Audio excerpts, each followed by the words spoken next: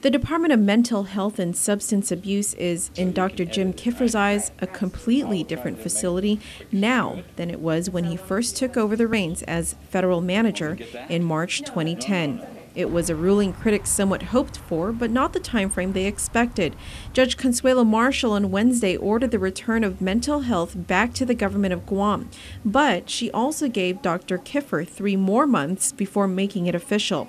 By December 3rd, Judge Marshall ordered, just a few weeks shy of the deadline Dr. Kiffer proposed himself. When I met with her in January, this was the decision that we were saying, what will terminate this case?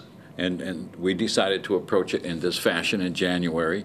And then over the course of the year, I have kept her informed, and I submitted a monthly report on progress with that. And we've reached now, I think we're at the 85% of completing that. She's very happy with that.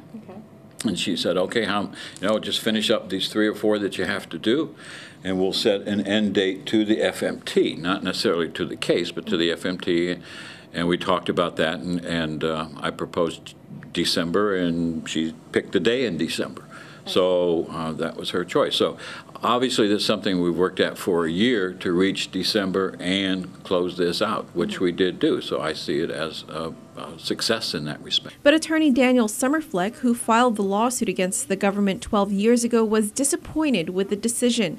Summerfleck wanted Judge Marshall to appoint Superior Court Judge Elizabeth Barrett Anderson to replace Dr. Kiffer immediately. In papers he filed in court, Summerfleck says Guam has failed to meet minimum health care standards even after 12 years of litigation.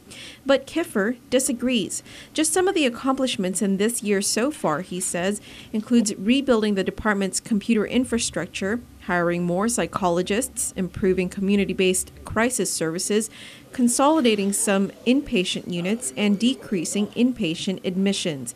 He's also purchased more ADA-compliant minivans for the department. I think 3 months is fine. I mean, in better condition, oh my goodness, yes. This is an entirely different department than it was probably a year ago, certainly a year ago, maybe even 6 months ago. I mean, it's a different place, and you feel it in the staff. You see the meetings, you see the energy here, you see how hard people are working and how they care, and staying late. I mean, we got people late in this building at night, and coming to work early and getting the work done and working on the weekends. I mean, they are working very diligently. Kiffer says there's still much to do at the department, aside from working with Mental Health Director Wilfred Affligui to ensure a smooth transition by December 3rd.